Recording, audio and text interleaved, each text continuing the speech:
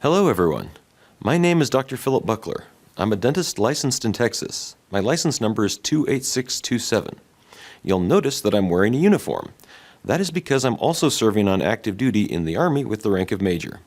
Now, because there are a lot of controversial topics that the Army must not be perceived as taking a public stance on, the Department of Defense forbids active duty soldiers like myself from making unauthorized public statements while in uniform, even when speaking as individuals. This is right and proper, and I want to start off by making it unmistakably clear that in regard to everything that follows in this presentation, I'm not speaking on behalf of any organization or governmental body, nor has any third party put me up to this. I am speaking purely as an individual, and the views presented are my own. What I have to say is this. From the moment this video goes public, whether on duty in uniform or off duty out of uniform, unless I am actively performing dental treatment or in another context in which some form of face covering was routinely used prior to March of 2020, I will be refusing to obey any and all orders to wear a mask or other face covering, regardless of the source. The rest of this presentation is my explanation for this stance. I'm wearing my uniform right now against regulations because the beliefs that contributed to my commissioning and the oath that I took when I first put it on are inextricably intertwined with what I'm going to be talking about today, and I cannot reconcile those principles and beliefs with too many things that I have witnessed since March of 2020. When an officer in the United States military is commissioned and takes their oath to defend the Constitution against all enemies, foreign and domestic, they also enter into a contract by which they agree to forego exercising many of those rights which they swear to protect for others. Consequently, the Army has far more latitude to govern the actions of soldiers and to impose regulations and punitive measures for noncompliance than elected and appointed civilian officials do on the general population. In theory, if the Army was to suddenly decide that Star Wars stormtrooper helmets were part of the new uniform, that would be that. Orders would be orders. However, a soldier may find that there comes a time when adhering to their contractual agreement is incompatible with honoring their higher oath. Since March of 2020, it has become clear to me that I cannot simultaneously keep the oath that I swore without also risking breach of contract. I'm hoping that by now you will all at least be intrigued enough to give me a hearing to find out what it takes to bring a field-grade officer to this point. I realize your time is valuable, so I will be as concise as possible while still covering the ground that I need to. Personally, I find the philosophical and historical arguments against mandatory masking to be compelling regardless of the actual effect masks have. But I'm going to start with some of the empirical evidence regarding face masks because even proponents of mandatory face coverings concede that if they were not such an essential part of public health, then forcing people to cover their faces would be unconstitutional and immoral. Let's start by comparing the effectiveness of medical masks and cloth masks, and I'm going to explain in just a couple minutes why I started here. The best study on this topic is a randomized controlled trial that was conducted in Hanoi, Vietnam in 2015. The research team compared respiratory viral infection rates between two groups of healthcare workers, one of which wore disposable medical masks and one of which wore two-layer cotton cloth masks that were washed every day. The results were unequivocal. Healthcare workers who wore cloth masks, even cloth masks that were washed daily, had a substantially higher rate of respiratory viral infections, including from coronaviruses, than healthcare workers who used disposable medical masks. Now, this probably comes as no surprise that medical masks have a superior performance to cloth masks. So why open with this?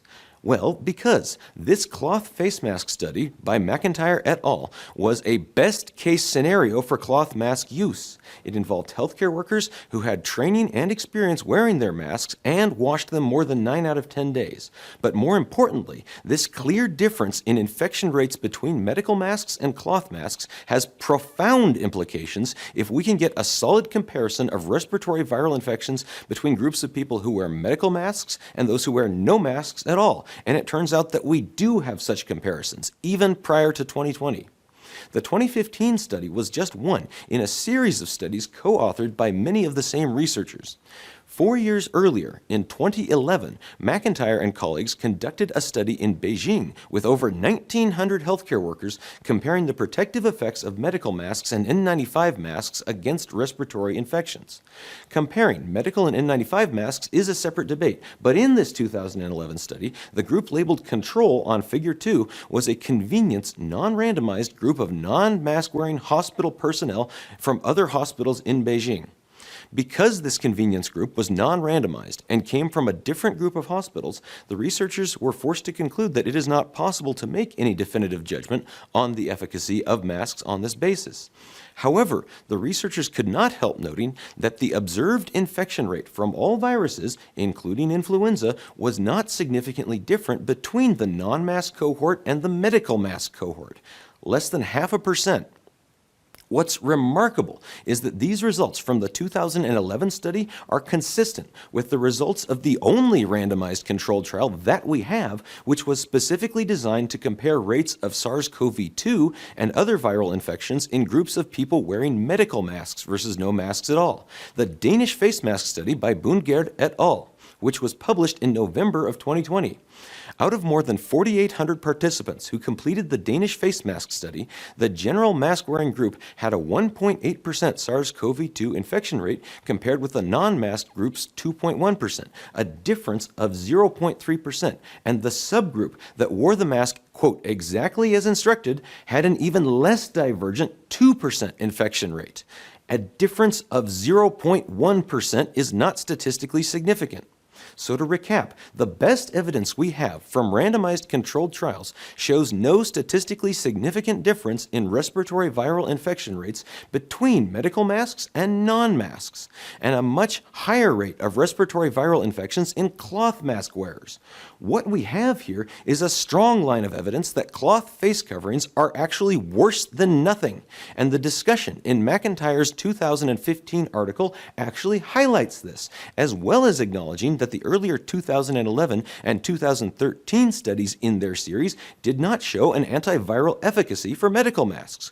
Quote, we found no significant difference in rates of virus infection in medical mask users between the three trials, suggesting that the results of this study could be interpreted as partly being explained by a detrimental effect of cloth masks. This is further supported by the fact that the rate of virus isolation in the no-mask control group in the first Chinese randomized controlled trial was 3.1%, which was not significantly different to the rates of virus isolation in the medical mask arms in any of the three trials, including this one.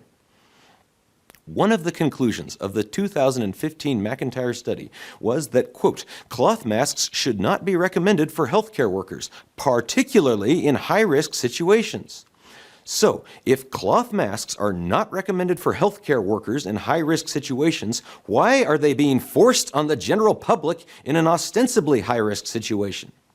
Now, take this information and combine it with other pertinent bits of information that we have from other studies, but which never seem to get reported on, such as Chin et al.'s 2020 finding that SARS-CoV-2 remains stable longer on the inner and outer lining of medical masks than on most other surfaces.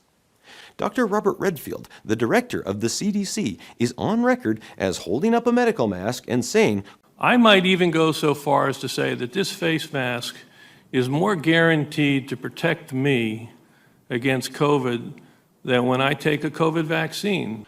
Okay then, let's take a look at some of the things that affect face mask efficacy according to studies that the CDC cites, such as this one by Konda et al. Let me state this as directly as possible. According to studies cited by the CDC, gaps dramatically decrease the filtration efficiency of all face coverings. Beards create such gaps. So, to Dr. Redfield and everyone else with a beard, if you truly believed that COVID-19 was dangerous and that face masks have protective value, and you're going to reference laboratory studies such as Konda's as evidence in favor of face masks, you should have shaved your beard off back in March of 2020. Even the CDC's own community guidelines for what turns an encounter into an exposure tacitly acknowledge doubt in the efficacy of face masks because they say that a community encounter at less than 6 feet for more than 15 minutes with a known case of COVID becomes an exposure regardless of whether or not anyone involved was wearing a mask. But that's not all. Multiple studies currently being cited as supporting evidence for the protective effects of face masks actually provide evidence in the opposite direction when closely examined. Let me just go over the two that I've personally investigated the most closely. Let's start with the Kansas mask mandate study, which was published by the CDC on November 20th, with rather suspicious timing being just 2 days after the Danish face mask study was published. This Kansas mask mandate study has been touted as providing good evidence that mask mandates reduce the spread of SARS-CoV-2. The governor of Kansas instituted a mask mandate effective on July 3rd, but allowed individual counties to opt out. The researchers compared the COVID-19 incidence between the mask mandate counties and the non-mask mandate counties over a period of time. So, what did they find? Well, after the governor's executive order, again effective July 3rd, COVID-19 incidence, quote, incidence in the mask mandate counties had a net decrease of 6%. But the non-mask mandate counties over the same period had a 100% increase in COVID-19 incidence. And they supply a helpful graph showing that from July 3rd to August 23rd, the mask mandate counties in Kansas had a decrease in COVID incidence at the same time that the non-mask mandate counties had an increase. Pretty solid evidence that masks work, right? No, it's not. Let's just start by pulling back and looking at the actual case numbers of COVID-19 in Kansas over the time period surveyed, and then we can figure out how the study authors got their results. At the time the Kansas mask mandate study was published, these were the numbers coming out of Kansas. The non-mask mandate Kansas County cohort started the study period, July 3rd, at 825 COVID cases per 100,000 population, and by August 21st was at 1,271 cases per 100,000, while the mask-mandated county cohort started the study period at just 411 COVID cases per 100,000 population and ended at 1,262 COVID cases per 100,000. That means that over the period of time covered by this Kansas mask mandate study, the number of COVID-19 cases in the mask mandate counties increased almost twice as quickly as the non-masked counties, by 851 cases for every 100,000 people, while non-mask mandate counties had a much lower increase of only 446 cases per 100,000 people. The mask mandate counties actually got more COVID-19 cases more quickly than the non-mandate counties. So, how did the Kansas mask mandate study authors get their little graph which appears to show the opposite, that mask counties did better? The Kansas mask mandate study authors aren't lying, and I'm not saying that they are, but they got their graph by looking at the data in a very specific way. The Kansas mask mandate study doesn't take the straightforward approach of looking at the total numbers of COVID cases between the two study cohorts over a period of time. It doesn't even emphasize the overall trends in the rate of change, the daily new cases of COVID-19 among the masked and the non-masked counties, because doing so still would not make masking look like a good idea. Just look at the table from their own study. According to the Kansas mask mandate study's own metric, as of June 1st, the two study cohorts started at almost the same rate of acceleration, 3 or 4 daily new COVID cases per 100,000 people. But by the end of the study, the non-masked counties were still doing better than the masked counties, even though it's completely true that from the day the mask mandate went into effect on July 3rd through to August 23rd, the incidence of daily new cases of COVID-19 per 100,000 population in mask mandate counties did decrease from 17 to 16. So how do we reconcile this study's conclusion with what the actual overall case numbers coming out of Kansas during that time period show?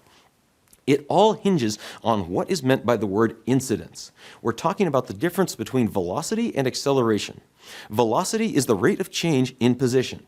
Acceleration is the rate of change in velocity. The velocity of COVID-19 is measured in daily new cases, but the acceleration of COVID-19 is the change in the number of daily new cases. And that is what the Kansas mask mandate study refers to as, quote, incidence. What the Kansas study authors did was to graph a period of time where the COVID acceleration decreased slightly in the mask mandate counties, but was still increasing in the non-masked counties. Their conclusion says nothing about the actual total cases of COVID in these counties, and the Kansas counties that never mandated masks still ended the study with a lower actual total COVID acceleration. You don't need to take anyone else's word for this. The underlying data can be obtained for free at the Kansas Department of Health website, where at least as of the time of this recording, you can read the COVID cases for each individual county for the dates that I've cited, charted by day, from March to the present. Instead of being straightforward like the Danish mask study, the Kansas study looks at the rate of change and then cherry picks a time period to get the results that support their conclusion. If the study authors had extended their study time period by just a week or two in either direction, they would have had to flip their conclusion. And as it is, they still couldn't completely hide the fact that the non-mask counties in their study did better overall. Far from providing evidence in favor of mask mandates, the data underlying the Kansas mask mandate study, if it does anything, actually provides evidence that mask mandates make things worse. Let's look at just one more supposedly pro-mask study, the Massachusetts General Brigham Hospital System face mask study. This study was officially published in August, but it was available online before that, and I personally read it in July. It has been widely cited as being good evidence for the efficacy of universal masking. Seriously, just go Google Massachusetts General Brigham face mask study to see what I'm talking about. The authors have said, quote, "We believe that our study provides definitive data on the value of universal masking in a healthcare setting during a pandemic, and that the results can be generalized to other settings even where social distancing is not possible." I actually agree that the results can be generalized to other settings. I just happen to think their results actually show the opposite of what they're claiming. I happen to believe that their results show that universal masking has no value. And I'll explain why. Quote, "The study assessed the association of hospital masking policies with the SARS-CoV-2 infection rate among healthcare workers," close quote. What the researchers did was to track the SARS-CoV-2 test positivity rate among healthcare workers in the Massachusetts General Brigham Hospital system from March 1st to April 30th of 2020 and look to see how those positivity rates varied when overlaid onto a timeline of masking interventions. Universal masking was mandated for all hospital workers within the Massachusetts General Brigham Hospital system on March 25th, and for all patients on April 6th. So the study defined the intervention period as being from April 11th to April 30th. During the intervention period, the positivity rate decreased linearly from 14.65% to 11.46%. So the authors concluded that, quote, "universal masking at Massachusetts General Brigham was associated with a significantly lower rate of SARS-CoV-2 positivity among healthcare workers," and that, quote, "these results support universal masking as part of a multi-pronged infection reduction strategy in healthcare settings," close quote. Now, the study did do a number of things really well. For example, it excluded all duplicate positives from the final test results. But when examined closely, it does not provide evidence which supports the idea that universal masking works. Because Massachusetts itself, as a state, didn't have a general public mask mandate from the governor until May 6th, the Massachusetts General Brigham study results could have easily either been falsified or strengthened prior to publication if the authors had just compared their hospital population test results to those obtained from the general population of Massachusetts over the same time period. And we know that they had this data available because they reference Massachusetts April 30th and May 31st COVID dashboard documents in the comments section of their article on the JAMA website. Massachusetts makes the data underlying those dashboard documents available and relatively easy to find. Remember, the purpose of the Massachusetts General Brigham face mask study was to try to assess the effect of universal masking on the SARS-CoV-2 infection rate. In other words, they were trying to see whether face masking actually has an effect on the epidemic curve. So let's see what happens when we carefully extract the data points from the chart of the Massachusetts General Brigham face masking study and then put those data points and the ones from the Massachusetts general public on the same graph. What we see is two epidemic curves that follow an identical course. They even peak on the exact same day, April 13th. Now, the study authors point out that during their intervention period, test positivity rates declined by 3.19%. To get this, they used their data points from April 11th and April 28th, subtracting the data point on April 28th from April 11th. But when you use the general public's test positivity rate, according to these same criteria, you get a decline of not just 3%, but 12%, from 29% to 17%. By the study author's own criteria, the general public, which did not have mandatory universal masking, experienced a greater decline in test positivity rates over the same time period.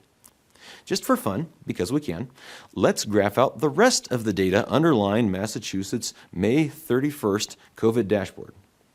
When we do that, the smooth epidemic curve gets even easier to see, and it becomes obvious that Massachusetts Governor Baker's later masking order, effective on May 6th, had no effect on the epidemic curve either.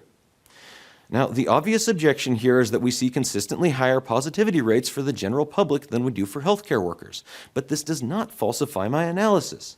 You could argue that the observed difference in test positivity rates between the healthcare workers and the general public comes from the benefits of personal protective equipment and the healthcare workers' more skilled use of them, and that is possible, but there are at least two major reasons we should expect to observe a higher positivity rate in the general population. First, the general population had double counting of cases. The Massachusetts General Brigham study authors eliminated duplicate positives on the same person, but the Massachusetts Health Department didn't do this. Second, we should expect the general population to have a higher positivity rate because the general population had a higher selection bias in favor of positive test results. The hospital system had the resources to test a proportionately larger number of suspected cases among their employees than the state as a whole was able to, so fewer of the less symptomatic cases among the general population actually tested relative to the total number of tests administered, which would produce a higher overall positivity rate. Regardless, far from being evidence in favor of universal masking, the Massachusetts General Brigham Hospital study, when placed in the proper context with additional data, actually suggests that masks didn't change the inevitable epidemic peak and downturn in the slightest. You know you have a strong case when even the opposition witness agrees with you under cross-examination, and when closely examined, when more information is provided, these pro-masking studies change sides faster than Benedict Arnold. Do I expect the evidence from this short presentation to convince everyone right off the bat, or change a lot of minds? Of course not. But the thing is, I don't actually need to definitively prove that face masks are useless or that they actually increase infectious disease transmission.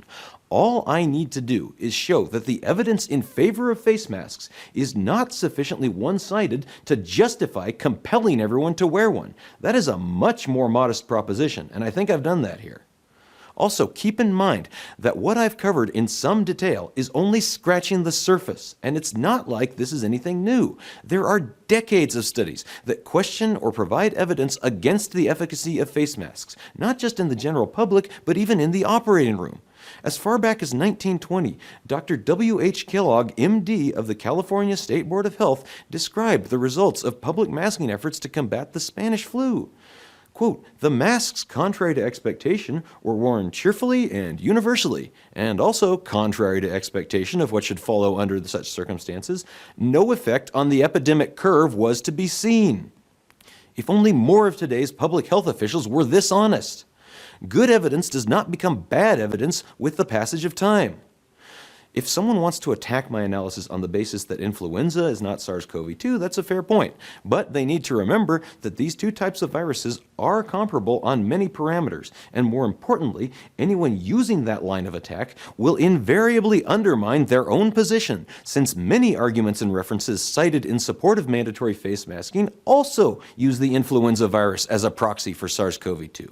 The weight of the evidence is that medical masks provide no substantial antiviral protection, and that cloth masks likely make things worse, even when they are washed on a daily basis. The issue isn't just that the evidence supporting face mask mandates is embarrassingly weak, it's that the evidence pointing in the exact opposite direction is embarrassingly strong, and has only increased over the last 12 months, despite what you may see from a lot of media outlets. It doesn't take an epidemiologist or academician with special training to see this stuff. All it takes is a high school level education, some common computer skills, and a willingness to invest the time. People may refuse to be convinced or say that the evidence I've presented isn't strong enough, but those people need to remember that we and the majority of our decision makers at every level locked down and mandated face masks based on far, far weaker evidence than I've just presented here. All I need to do is show that the evidence in favor of face masks is not so one-sided that it justifies forcing everyone to wear one. Now let me be clear. I'm not saying that it is completely immoral or irrational or morally wrong to wear a face mask. Rational, intelligent people of good conscience can come to differing opinions about whether or not to wear a face mask. What I am saying, though, in no uncertain terms, is that it is morally wrong to compel others to wear or not wear such a mask.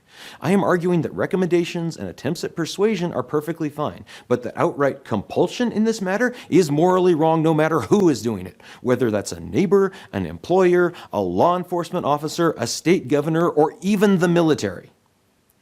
Even if the empirical arguments that I presented earlier were augmented to the point where they could show beyond any doubt that the wearing of certain face masks increases the risk of transmission of SARS-CoV-2 and other respiratory viruses, forbidding their use under the current circumstances would be just as immoral as mandating them is right now. Like I said at the beginning of this presentation, I believe that the moral and historical arguments are sufficient on their own to uphold the position against mask mandates independently of which way the empirical evidence points, because science may be able to tell you what will happen if you do X, but it cannot tell you whether you should do X. This is where history and philosophy come in, and the people most likely to disregard historical and philosophical arguments are the people most likely to fall prey to bad philosophy, unexamined philosophical assumptions, and repeat the worst mistakes in history. Let me put forward just 5 arguments based on principle and on history. They apply with equal force both to mandates for and mandates against mask wearing. First, compulsory masking is wrong because it reverses the burden of proof and the presumption of innocence that our legal system is supposed to be based on. Second, compulsory masking is wrong because the act of wearing a mask cannot avoid communicating a number of propositions to observers, and thus compelled mask wearing constitutes a form of compelled speech. Third, compulsory masking is wrong because it usurps a person's most fundamental and unalienable property, their own body. Fourth, the flawed underlying rationale and legal precedents cited in support of compulsory masking and mandatory vaccination have already been used to support some of the worst injustices in the history of American jurisprudence, and compulsory mask wearing itself creates another such poisonous precedent.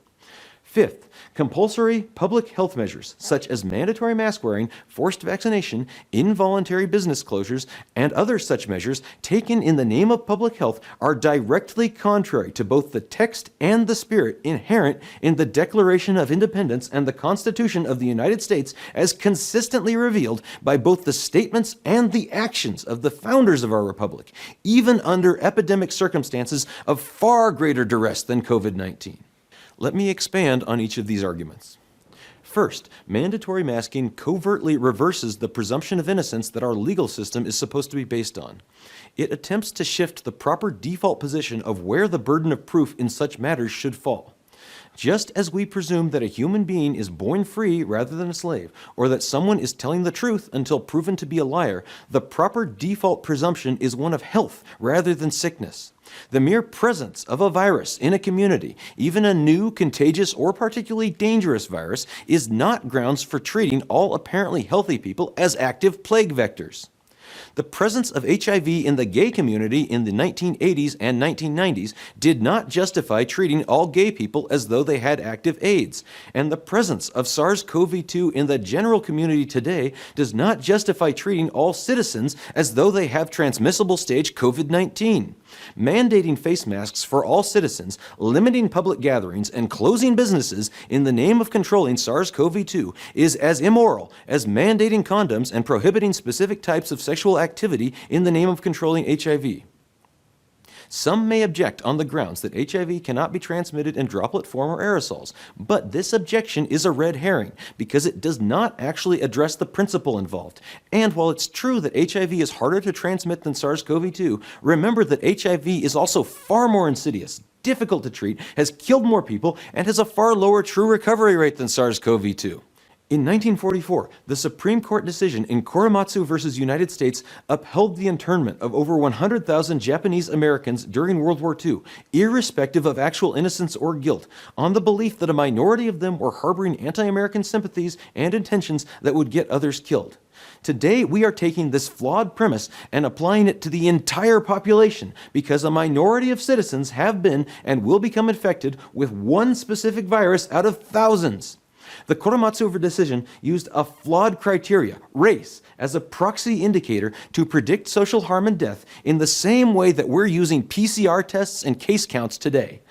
Legally penalizing or constraining Americans who refuse to wear a face mask or refuse vaccination because they might possibly be harboring an infectious virus is the medical version of the travesty that was the Supreme Court's majority decision in Korematsu versus United States. The difference is that today we have even less excuse for such actions than we did during World War II. A rhetorical appeal to uncertainty, the precautionary principle, or other sophisms does nothing to defeat an individual's reasonable belief that they are healthy and non-contagious in the absence of signs, symptoms, or other definitive evidence to the contrary. The fact that such a belief may occasionally be mistaken is not grounds for forcing the general population to act as though it is always mistaken. In the matter of your own health and that of your children and other immediate family members, you have much more first-hand knowledge of your medical history and risk factors than even your family doctor, much less a public health official. You certainly care more, and you ultimately have a far stronger moral and legal claim to jurisdiction over your own body than they do, because your body is your most fundamental property. Second, because wearing a face mask cannot avoid communicating a number of propositions to the viewer, mandatory masking constitutes a form of compelled speech. Wearing a mask isn't just a simple public health measure.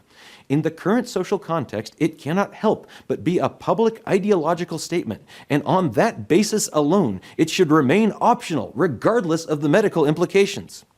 Wearing a mask doesn't simply communicate that the wearer cares about other people's safety.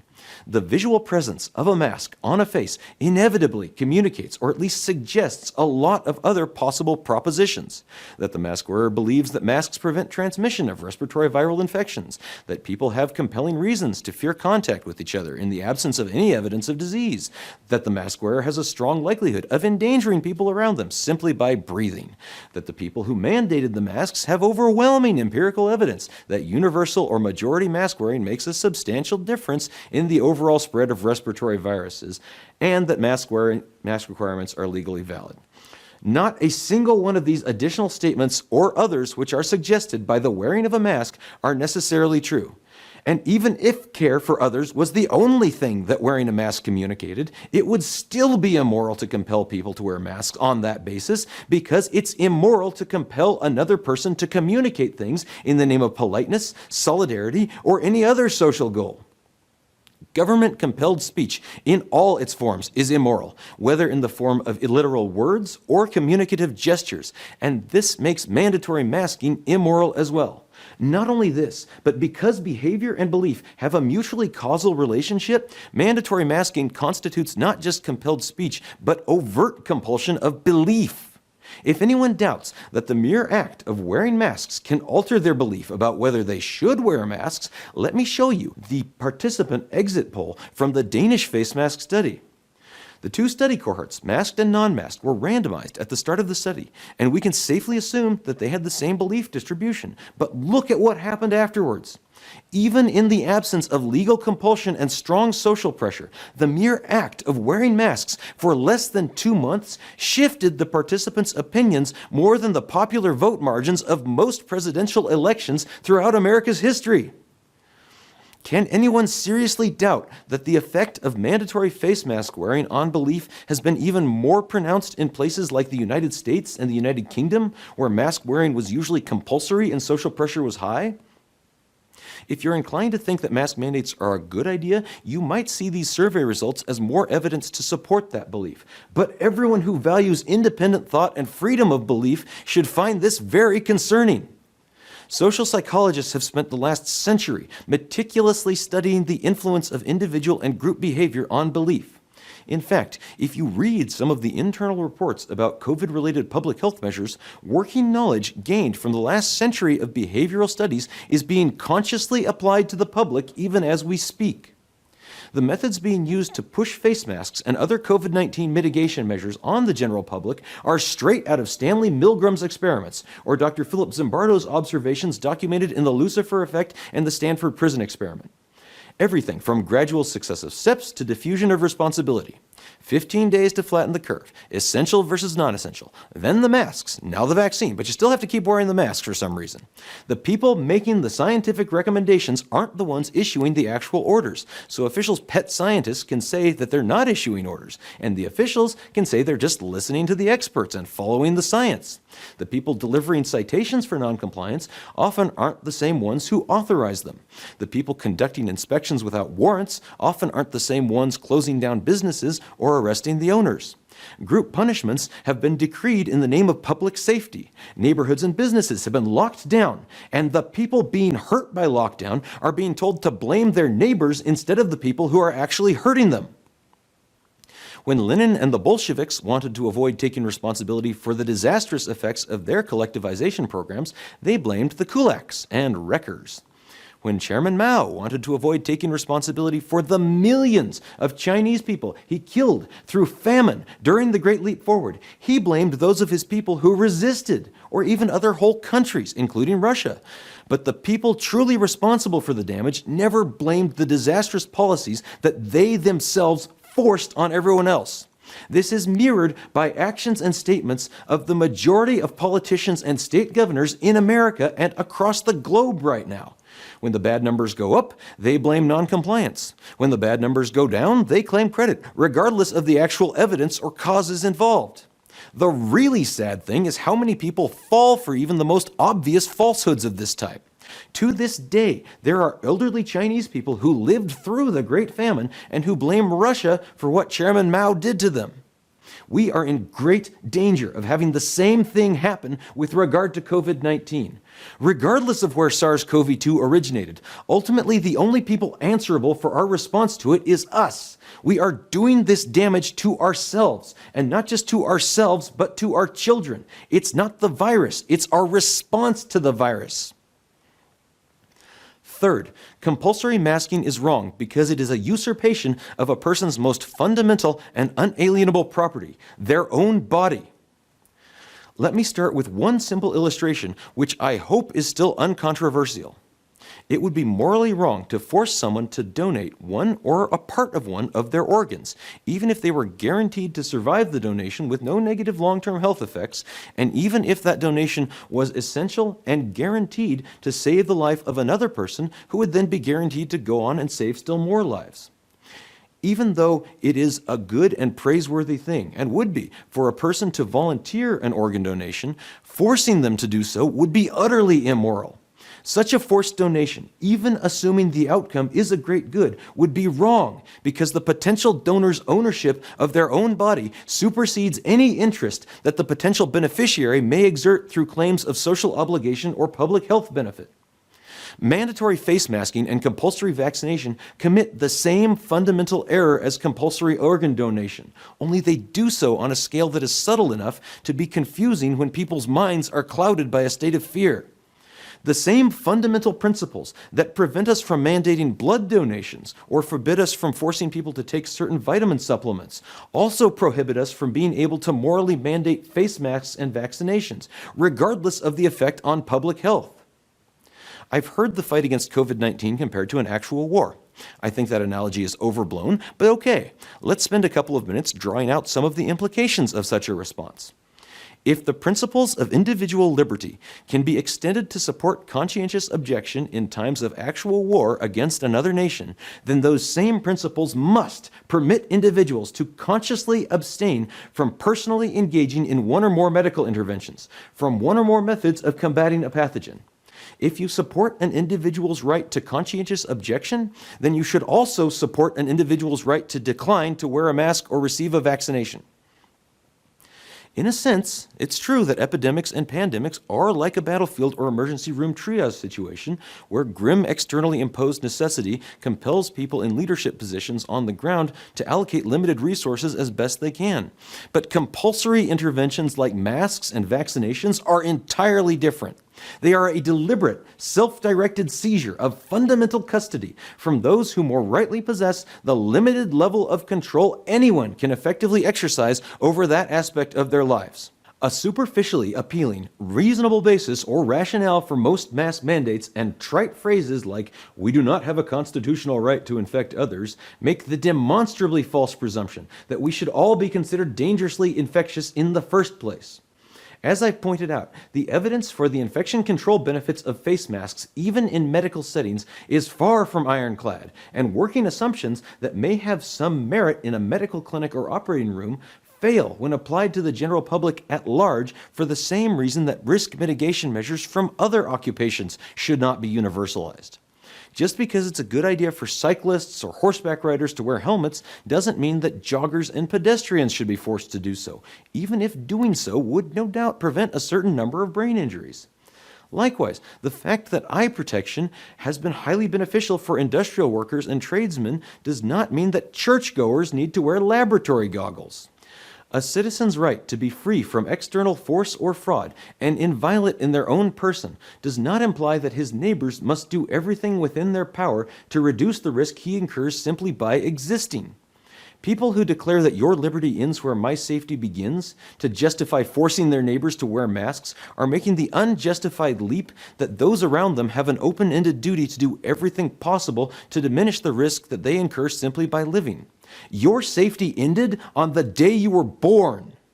We have the right to take personal measures to protect ourselves, but we don't have the right to compel our neighbors and fellow citizens to take those same protective measures, regardless of how seemingly reasonable or low cost those measures may be. We need to avoid committing the open-ended safety fallacy, which says that you can never have too much safety. Yes, you can have too much safety, and we've spent nearly a year proving that the open-ended pursuit of safety from just a single risk can be unbelievably destructive on top of being futile. Furthermore, once you abrogate individual liberty, all other stopping points become arbitrary and subject to the whims of people who have either fewer scruples than you do or have likely spent decades obsessing over particular problems to the exclusion of all others. In the case of infection control, why stop at cloth face masks? Why not go for supposedly even more antiviral safety and mandate medical masks, N95s, or even PAPRs? And you may think I'm being facetious, but I kid you not. I have sat in on a safety teleconference where a lieutenant colonel spent nearly 30 minutes enthusiastically advocating for all dentists to wear PAPRs when treating patients. Disposable gloves and gowns are also used in medical settings, so why don't we threaten people with fines for being in public without those as well? That sounds like a good idea. Ironically, I find myself arguing for a different application of the precautionary principle. Our knowledge is imperfect, and because we don't know how many lives proposed impositions may save, and we don't know how many lives those same impositions may take, we ought to leave individuals free to choose what risks they will accept, even or especially in situations like a plague, real or imagined. For all we know, some new and far more deadly coronavirus will come along in 20 years, and everyone who got natural immunity to SARS-CoV-2 will be resistant. But those who avoided getting the virus this time around or got the vaccine will have no such benefit. Now, that's a wild scenario, and we should not plan on it, but that's my point. You can't deprive people of their liberties based on a worst-case hypothetical scenario that someone dreams up, because such hypothetical scenarios will always exist. The mere existence of each one of us creates both risks and benefits for those around us, and everything we do creates both good and bad externalities.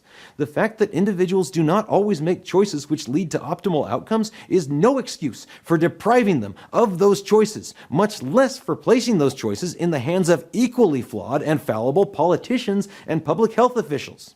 Does anyone seriously think it's a good idea to let experts who have spent 30 years obsessing over traffic fatalities dictate speed limits? Or to let people with pathological anxiety or an unhealthy penchant for micromanagement have control over what you can and can't do with your life? Many have been quick to point out that individual liberties are not absolute, and it's true that liberty is not absolute, but the authority of elected and unelected officials to curtail liberty is even less absolute still. It is not the exercise of rights that should be regarded as conditional and carefully monitored, but the abrogation of those rights that needs this restraint. The right to life does not include the right to directly compel or use a third party to compel your neighbor to give up their job and stay at home on the chance that him doing so might decrease the odds of someone else catching a disease. The pretext of public safety cannot be used to disarm citizens who have committed no violent crime, to prevent them from gathering, or to deprive them of property, nor should it have been used that way now, though it has been. During times of emergency, it is the responsibility of public officials, whether elected or appointed, to stand on principle, reaffirm, and vigorously protect those unalienable rights that are always most threatened when people get scared. Principles are no good if you throw them out the window during every crisis. There are times when public safety, whether real or perceived, must yield to individual liberty, and this is one of them. Some people might argue that mandatory face masks and vaccination are just a minor, reasonable intervention. But it is exactly because this is so apparently minor, so insidious, that it needs to be resisted. If grounds so minor as a theoretical increase in risk transmission of a single virus that doesn't even compare to the most minor actual plagues of history can be used to mandate something like what we've been through over the last year, then no risk is too small, and no future public health intervention will be too invasive. Mandatory masking to combat COVID-19, if successfully sustained on the basis of the current evidence in the name of public health, will lead to even worse infringements of essential liberty on similar pretexts that can and will be upheld. Mandatory face coverings are acting as the tip of the spear in a social context the same way that elite military units, such as the Persian Immortals or the Navy SEALs, act in a military context. Their role is both functional and symbolic. Mandatory masking is functional in the sense that masks can and do influence the beliefs and behavior of those wearing them. Mandatory masking constitutes an authoritarian foot in the door and a precedent which can be used for additional future erosion of God-given individual rights and liberties under a veneer of legality. And these face masks are symbolic in that their use or non-use is taken as a sort of statement of faith or belief which cannot be concealed.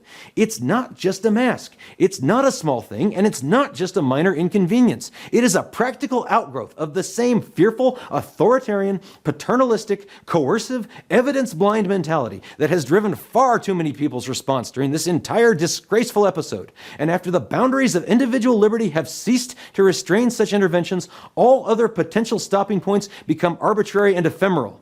There are no solutions, only trade-offs, and trading the core liberty of a person's right to govern their most fundamental property, the mind and body that constitute their very person in the name of public health, for the mere possibility of increased safety from a single virus or even multiple viruses is an absolutely terrible trade-off.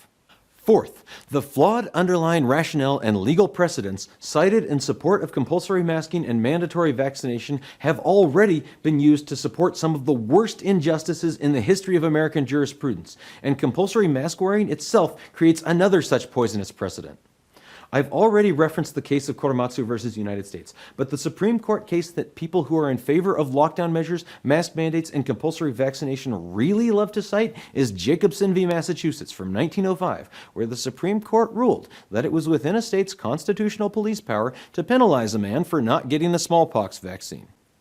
Leaving aside the obvious point that COVID-19 isn't even remotely comparable to historical smallpox on any metric of lethality, when we look at the history of the Supreme Court case of Jacobson v. Massachusetts and how it has been applied since 1905, it is easy to see the great evil that can be traced directly to affirming a definition of individual liberty and autonomy that is too narrow. Jacobson v. Massachusetts has been used to support some of the worst transgressions against individual liberty in American history. The main example of this is how Jacobson v. Massachusetts was cited to support the majority Supreme Court decision of Buck v. Bell in 1927, which led to the forced sterilization of thousands of poor and minority American women. If you happen to be of a pro-choice persuasion, I can guarantee that Jacobson v. Massachusetts has been cited to support a court decision that you don't like. And if you're pro-life, then Jacobson v. Massachusetts isn't actually needed to support your position. But whether you're pro-life or pro-choice, everyone who values women's reproductive rights, much less essential liberties, should be very leery of any argument that cites Jacobson v. Massachusetts as a supporting precedent. This is not a slippery slope fallacy because it has already happened, and even worse will happen if we don't repudiate and uproot the flawed philosophy undergirding that decision. Mandates were not needed to eliminate smallpox late in the 20th century, and there is no evidence that fining Jacobson for refusing a vaccine prevented a single case of smallpox in Massachusetts. But there is irrefutable evidence that doing so led directly to some of the most shameful episodes in American history. Appeals to historical and legal precedent from other diseases like smallpox and tuberculosis to provide grounds for COVID-19 restrictions fail for at least two reasons. One, these other diseases were demonstrably more deadly than COVID-19. COVID-19 is not even in the same league as these other diseases, and so any restrictions placed on the general population to protect from COVID-19 should be lighter than those used in the case of diseases like smallpox and tuberculosis, not heavier. And two, the written safeguards for individual rights when dealing with these more dangerous diseases have not been honored in the case of COVID-19. Just pause and look at this excerpt from one of the CDC's tuberculosis control laws and policies handbooks. Not one of these items has been fully honored in the case of COVID-19, and most have been ignored entirely. This brings me to my fifth and final main argument. Compulsory public health measures, such as mandatory masking, forced vaccination, involuntary business closures, and other such measures taken in the name of public health are directly contrary to both the text and the spirit inherent in the Declaration of Independence and the Constitution of the United States, as consistently revealed by both the statements and the actions of the founders of our republic, even under epidemic circumstances of far greater duress.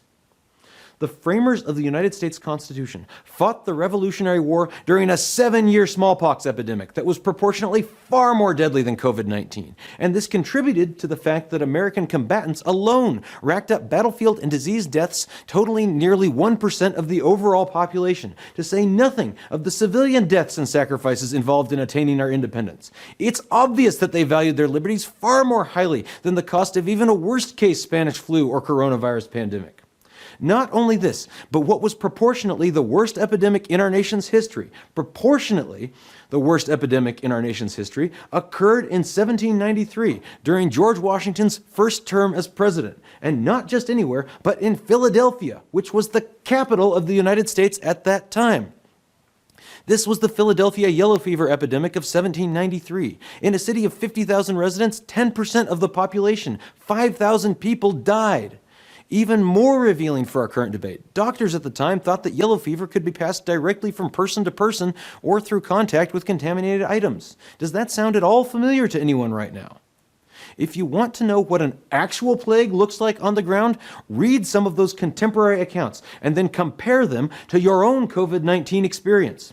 The authors of our Constitution did not just tell us, but they showed us, in no uncertain terms, where the line between individual liberties and public health lies, and we've crossed that line long ago. Did various towns enact quarantine measures on ships and individuals who were actively sick? Of course they did.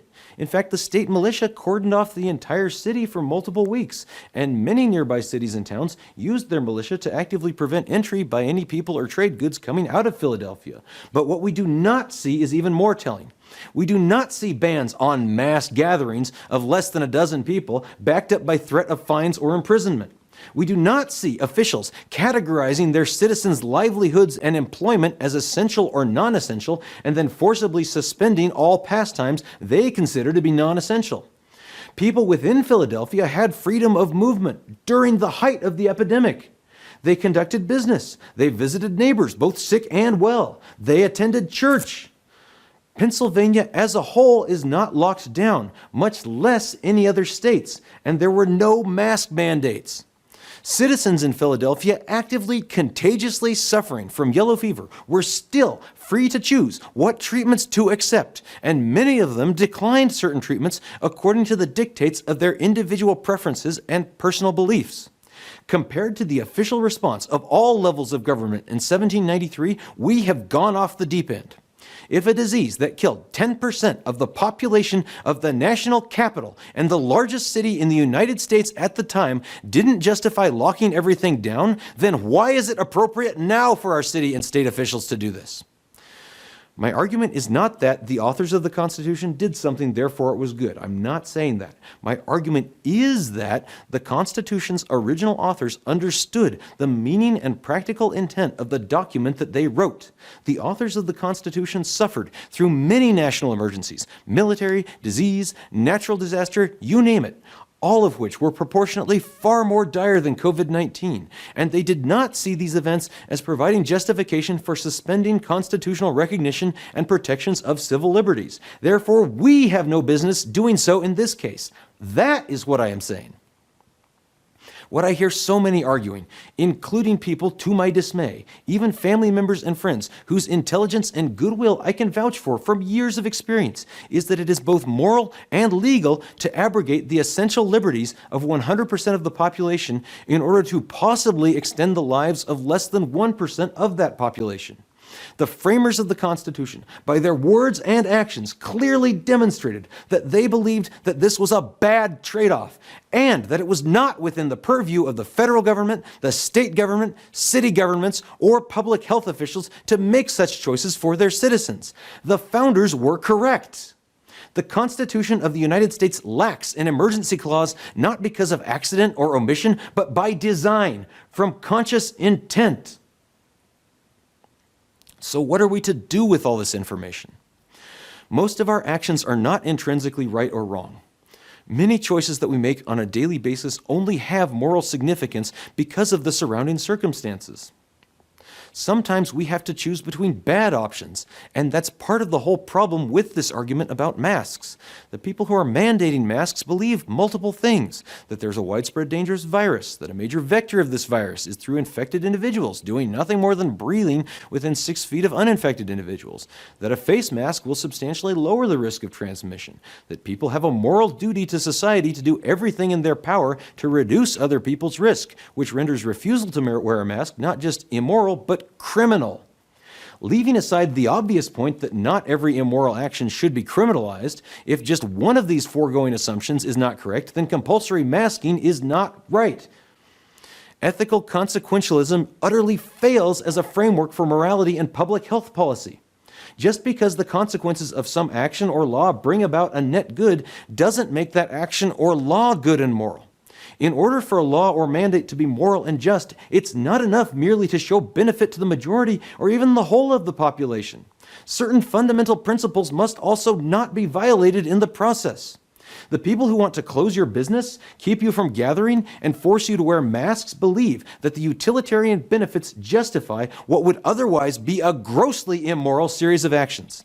C.S. Lewis warned about humanitarian tyrants like this, people who will torment us without end, for they do so with the approval of their own conscience. There are no solutions, only trade-offs, and it is impossible to mandate things like masks and vaccines without creating new and worse risks by undermining essential liberties. Smallpox, for example, is a legitimately dangerous disease, and the smallpox vaccine is a long-established good-risk trade-off for the majority of people. But we've already seen that the Supreme Court decision of Jacobson v. Massachusetts, which took the side of mandatory vaccination, was used just one generation later to directly support the Buck v. Bell decision, which led to the compulsory sterilization of tens of thousands of American women. And that same destructive mentality permeates the Korematsu decision. Then there are people like me who believe that even if the empirical benefits of face masks were well established and beyond dispute, mandating them one way or the other would still be immoral. Both sides of this debate have a burden of proof, and I've done my best to shoulder that burden today, both from an empirical and from a philosophical point of view. Just because freedom and liberty have inescapable trade-offs is no reason to assume that compulsion and domination by a third party, even an expert third party, are more moral or functional options. An even partially open-minded observation of the data from dozens of countries and even states within the U.S. over the last 12 months shows that lockdowns and abrogation of civil liberties do not provide improved COVID-19 outcomes. If anything, the data runs the other way, with greater stringency being associated with worse outcomes. So what is the proper response? That is a decision which must be made at an individual level. Governors and public health officials do not have the moral or legal authority to make such choices for you, regardless of what they themselves claim or who they can send after you. The people who want to mandate masks argue that inaction is immoral. I agree with them that sometimes doing nothing can be immoral, but I don't agree on their absolutist, universal face mask application of that principle. And that's why from the time this video goes public, I will be publicly criticizing, condemning, and refusing to obey orders of a mask-wearing or social distancing nature from civil and military authorities, including those in my direct chain of command. There's no explicit connection between an oath to defend the Constitution and the decision to speak out or refuse to wear a mask like I've done today. So I would like to highlight a few more of the additional dots which connect these things, at least in my case. Regardless of how crazy they are, actions and policies acquire a veneer of rationality once they have enough adherence. And I believe that this provides at least part of the impetus behind this drive for inhuman 100% compliance for mask discipline and mask wearing in so many places across the nation. The drive for 100% compliance is a hallmark of other regimes and times that we now look back on with condemnation. Let's not continue to make the same mistake ourselves. Military personnel are widely perceived to have courage and selflessness of a caliber that exceeds the national average.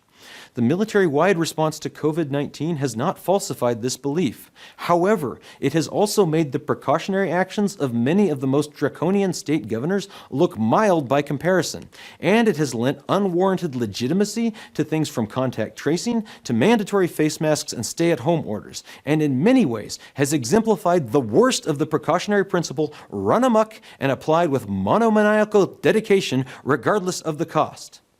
Right now, the widespread anti-COVID measures, which have been rammed down everyone's throats, are having a far more blatant, direct, and malignant effect on the Constitution than any refusal to comply could possibly have on public health or good discipline. Ultimately, it is freedom and liberty that save lives. Even a cursory comparison between the 20th century history of the United States, the United Kingdom, Russia, China, Cambodia, Cuba, Vietnam, you name it, should make that blindingly clear.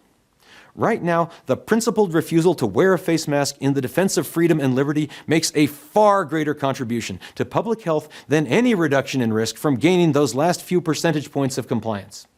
If you read through the Army values and the Soldier's Creed, you'll see that obedience and compliance are never explicitly mentioned.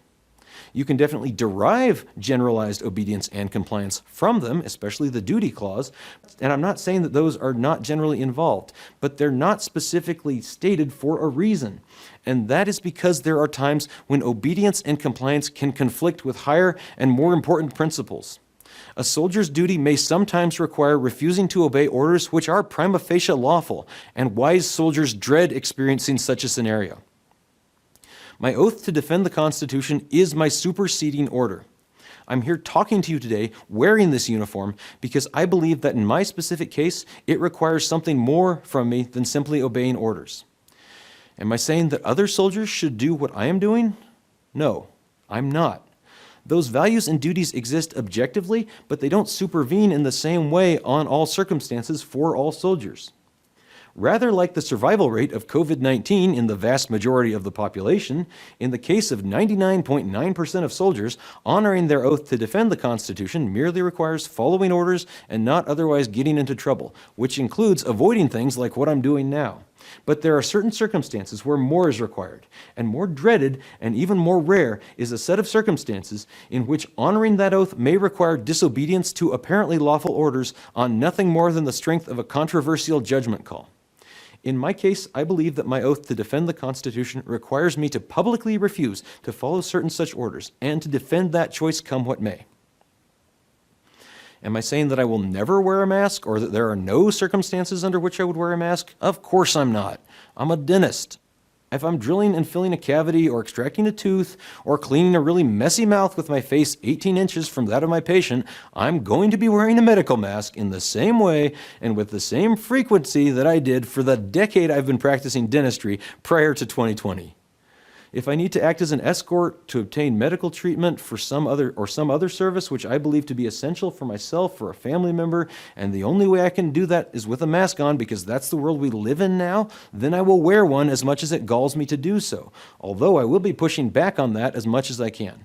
But from the date on which this video is made public, I will be refusing all orders to wear a mask, whether those orders come from a law enforcement officer, a health official, my commander, a judge, a governor, or the commander-in-chief, the President of the United States himself. I will hold this position regardless of counterclaims regarding politeness, courtesy, attacks on my character, or legal consequences. Whether in public, grocery shopping, a courtroom, or any other of the myriad circumstances under which people have been forced to mask up recently, I will not be doing so. A second coming of the Black Death would not justify the measures we have taken over the last year, and SARS-CoV-2 is in no way, shape, or form a threat on that level, so I will not be wearing a mask. To anyone in an Army leadership position viewing this video for investigative or disciplinary purposes, I recognize that the military has the legal right to dictate many aspects of soldiers' lives, from haircuts to personal hygiene and clothing. I understand that the Army needs to maintain discipline, and I also understand that the First Amendment does not apply to soldiers in the same way it does to everyone else. I'm not even really arguing whether or not certain UCMJ articles ought to apply in my case. I made this video under the assumption that everything which could apply would be applied with as much force as possible. I know that soldiers routinely get chaptered out for far less. I put together and funded the recording of this video on my own initiative, with no third-party prompting or assistance and under the influence of no substance, in the full understanding that doing so and then actually following through on my declared intent would result in highly negative personal repercussions. But these things needed to be said, and there is no official channel that something like this can travel through. If I hadn't been observing some of these policies at the ground level, I wouldn't have believed it. If nothing else, the fact that a field-grade officer is willing to at least jeopardize and more than likely throw away their career and risk time in the disciplinary barracks just to speak out is, of itself, an undeniable comment on the extreme to which things have gone. The irrefutably detrimental net effect which all the anti-COVID safety measures have had on the quality and quantity of soldiers' health care ought to be a national scandal, and it would be a national scandal if so much of healthcare delivery in the civilian sector wasn't simultaneously experiencing the same thing. But last I checked, the Army values at least imply that the argument everyone else was doing it is a weak defense at best. Senior leadership's response to this video will influence what kind of officers we get in the next generation, whether potential embarrassments or the sort that make it into history books for going too far in the direction of obedience. You're going to get some of each in each generation of officers, but the question is, which one do you want more of? We all know there are some orders which are on their face lawful, but which a soldier's oath may constrain them to disobey. So the real question is whether that is the case now, in this specific instance. This is a tough balancing act because even if I'm right in doing this, the Army can't afford to encourage soldiers to do things like this at the drop of a hat. That's part of why I waited over 9 months. It's impossible to satisfy everyone or to avoid all risks, and attempting to do so is insane because decreasing one risk will necessarily increase others, often ones which were not foreseen. Commanders cannot be held morally or legally responsible for eliminating or even mitigating every single possible risk that their soldiers may encounter. A truly safety-first culture is toxic. Please hear me out because there is at least one way to prove me wrong but still come out looking good if what I have been saying ever becomes accepted truth. Back in March, when it looked like the 528th Hospital Center was going to deploy stateside to treat COVID patients, I volunteered to go with it, and I have the paper trail to prove that. I spent more than 2 weeks prepared to dust off within 48 hours before the people calling the shots realized that the medical units which had already arrived and set up weren't getting nearly enough COVID patients to justify their presence, and the 528th wound up staying at Fort Bliss. Now I'm going on the record as volunteering for something else. I even drew up a consent form, signed, and had it notarized. I am officially volunteering on video and in writing to be a test subject in COVID-19 sick-to-well transmission trials of the sort that were performed by Dr. Rosenau on Navy volunteers in 1919 with regard to the Spanish flu. This work isn't especially well known these days, so to avoid any confusion, let's go over a few details of what Dr. Rosenau's studies entailed. Dr. Rosenau took groups of healthy volunteers who had no history of Spanish flu, who were chosen specifically because their susceptibility was established to the best of anyone's knowledge, and directly exposed them in multiple ways to people who the researchers were as certain as possible were currently suffering from Spanish flu in the most contagious stage. I'm not just talking about the volunteers spending a few minutes chatting with contagious Spanish flu patients, though that was part of it. I'm talking about patients in the most transmissible stage of Spanish flu coughing directly in the volunteers' faces multiple times. I'm talking about mucous membrane secretions and expectorated sputum taken directly from symptomatic infectious individuals and immediately transferred to the corresponding membranes on the volunteers, including the eyes. That is the sort of thing I'm volunteering to undergo. If we were going to go to such insane extremes in an attempt to control this virus, we should have done trials like this back in March of 2020. And I have no doubt that there are thousands of Americans who would be willing to participate in such trials to help their fellow countrymen. It won't do to try raising the objection that such trials are unethical. The United States Army's most famous hospital, Walter Reed Medical Center, is named after a major who used just such sick-to-well transmission studies on volunteers to establish the parameters of yellow fever transmission. And we've already seen how deadly yellow fever can be. Certainly, if these people were not volunteers and were not consenting, such trials would be unethical, without a doubt. But what does that imply about the fact that we've already spent nearly a year effectively performing just such an uncontrolled, non-consensual, and far more destructive nationwide disease transmission trial? As a side note, because my effectiveness as a test subject would decline dramatically if I went into any such trials after having been vaccinated, I will be categorically refusing to accept any and all COVID-19 vaccinations. As a final note, please don't go after my commander for this. He knew nothing about this project before it was already a done deal. He's a good man and the best to occupy his position in more than a decade, and that's not meant as a criticism of any of his predecessors.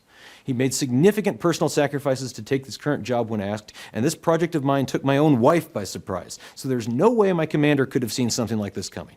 It's extremely dysfunctional to hold commanders responsible for every off-the-wall action of their subordinates. Also, no amount of mandatory in-person or online training would have prevented me from doing this either, so there's no point in adding to what is already a bloated time sink for service personnel.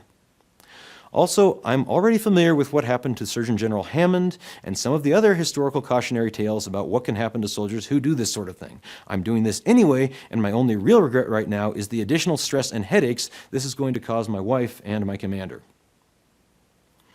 To the Texas State Board of Dentistry, I'm gambling that you have more courage and integrity than a lot of other state licensure boards. Please don't act like the State of Oregon Medical Board. You're better than that, and I believe a majority of Texan dentists would concur with that assessment.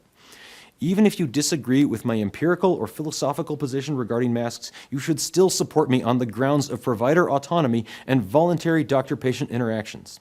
No licensed healthcare provider will find themselves holding the majority view 100% of the time, and they need to be free to practice in accordance with the dictates of their conscience in concert with the informed consent of their patients. Everyone benefits when people have a variety of views from which to choose in the administration of the healthcare they seek, and all patients who truly feel threatened in the absence of perpetual face masking can easily penalize providers like myself simply by avoiding them. Even if you disagree with my position or the way I've gone about communicating it, the larger implications of these issues for autonomy of practice should supersede the specific controversy.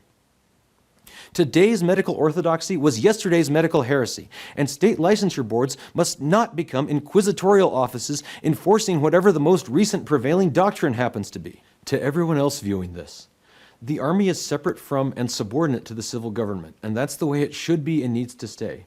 But the trade-off inherent in that arrangement is that you're not likely to see very many soldiers speaking up like this, and especially not in uniform, because the cost of doing so is higher even than for most academics or civilian doctors. Refusing to wear a mask in the Army constitutes refusing orders, which at the very least will get you an Article 15 and very possibly a court-martial. If you're a doctor practicing in the Army and you get an other than honorable discharge for whatever reason, you have to disclose that when you apply for a new license or renewal of a current license, and the state board can deny your application for renewal on that basis. And for a healthcare provider, being unable to practice is like having an amputation. Personally, if the choice was between losing my leg or my license, I'd rather lose the leg. That's kind of a no-brainer decision for me. And we've already seen over the last year just how licensure bureaucracies can and will be weaponized to force people in every licensed occupation to follow orders. Doctors can be just as dogmatic and catty as any other group of people, and medical establishments have historically gone after doctors who deviate from the party line. And to all the doctors who have already shown great courage and spoken out on this issue against the prevailing narrative, I want to add a personal note of thanks. You've made a difference and your efforts aren't yet fully appreciated, but someday they will be. I know this stuff is scary, whether we're talking about SARS-CoV-2, about speaking out, or about actual noncompliance. Believe me, I know it. I've got a wife and a 16-month-old son to take care of, and a parent in the high-risk category. And I'm sure that most of the people watching this have far more loved ones than that to worry about. The thing is, though, that millions of other Americans have already lost as much or more, not because of this virus, but because of our responses to this virus. Because so many people in positions of power wrongly decided that essential liberties should be subordinate to narrow-minded goals and safety concerns. For all you who agree with me but are hesitant to do anything, I get it, and you can still do way more than you know. Even just being a little bit passive-aggressive can make a major difference. Just making a habit of not putting on your mask until someone says something to you will make a huge difference. Taking it off as soon as you can, not walking around outside while wearing it. Even more so if you'd be willing to do some evidence-based sparring with the people who confront you. If everyone did that, this country would be back to a state of normal almost as quickly as we left it. The people pushing this are just as human as you are, and I would argue that most of them are even more vulnerable to social pressure and dislike confrontation even more than you do. Face mask status was the icon of the loss of liberty in 2020, but it can be the icon for recovery of liberty in 2021. I'm not alone, and neither are you. There are still hundreds of thousands of Americans, soldiers, veterans, and civilian patriots of all races, colors, and creeds who are willing to stand up and defend the values enshrined in the Declaration of Independence and the Constitution of our Republic. Your individual rights are God-given and inalienable. They are not conferred simply by virtue of being United States citizens. They have an objective and independent existence. What we call civil liberties are simply the best way the framers of our Constitution could find to articulate those fundamental rights and principles and enshrine them into law. We happen to be blessed enough to live in a country founded by people who correctly believed that our rights were independent of the government and did their best to ensure that the government they designed was aware of this fact and constrained from doing the sorts of things that we see it doing now. The fact that most other world governments and way too many of our civil officials have been grossly derelict in their duty to recognize and support those liberties does nothing to defeat the contention that civil liberties exist independently of government. Your liberties are God-given, unalienable, and worth far, far more to assert and defend than the career of any officer, official, or politician. These liberties aren't just being threatened, they're being actively stolen at a pace that most of us wouldn't have believed possible if we weren't living through it. If enough people do nothing and simply comply, these changes will stick. It's not too late to turn this around. It's never too late, but the price and pain to recover what is lost only increase the farther we travel down this road. Hundreds of thousands of Americans, millions, not just in the military but in all walks of life, since 1776 and even long before, have given the last full measure to win, protect, and impart those liberties to the next generation. What most of us are dealing with right now pales in comparison to the sacrifices of those men and women. Your essential liberties don't go away if you, your neighbor, or someone even in your wider community gets sick, no matter what the disease. Instead, they become even more important to affirm. The same applies to principles in time of emergency, whether real or imagined. Mandatory face masking for the control of respiratory viral infections fails on every count. The balance of empirical evidence does not support it. The history of our republic precludes it, and essential moral principles condemn it. I don't expect to persuade everyone or even very many people with this video. Argumentation doesn't work that way. Most people's views change slowly over time, primarily based on personal experience and their social circle. But rational argumentation does make a difference, and beliefs need a solid rational foundation. Maybe only one or two of the arguments I articulated stuck a chord with you. But if just one of them goes through, then compelled public health measures like lockdowns, mandatory masking, and vaccinations fail the moral litmus test. And if you're still not convinced, if you don't find any of the arguments that I presented to be persuasive, then think about this.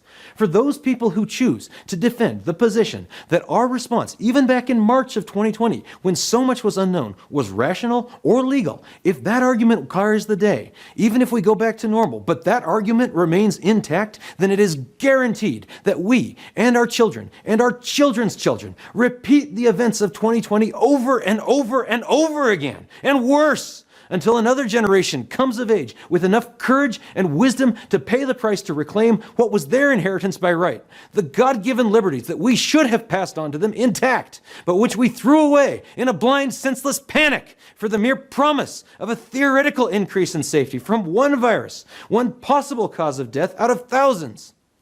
The next time you see someone walking around indoors or outdoors near other people without a mask, it's possible they're doing it because they don't care, or because they have oppositional defiant disorder, or subclinical narcissism, or any of the other trite and convenient diagnoses made by politicized psychiatrists and psychologists. But it's much more likely that they're doing it because they've done their empirical research, or have at least an intuitive grasp of the arguments that I've presented, and that their non-compliance is just the tip of the iceberg of how much they are willing to put on the line both for your liberties and for public health. Thank you for staying with me to the end of this presentation. I know it's been long. Regardless of where you fall in this issue, I am truly grateful both for your time and your attention. I know both of those are valuable. Please share the message of this video as much as you can. You're welcome to use all or any part of this video to do so. As far as I'm concerned, it's public domain now. Just please do not distort or misrepresent what I've said here. Superior strength can force you to your knees or muzzle you against your best efforts, but the choice of whether to actually kneel or put on a mask is ultimately yours and yours alone, and nobody can take that from you. To every sympathetic listener out there, I've had enough of this foolishness, and I'll bet most of you have too. So let's put a stop to it together. Thank you for listening. May God bless the United States of America and turn our hearts back again.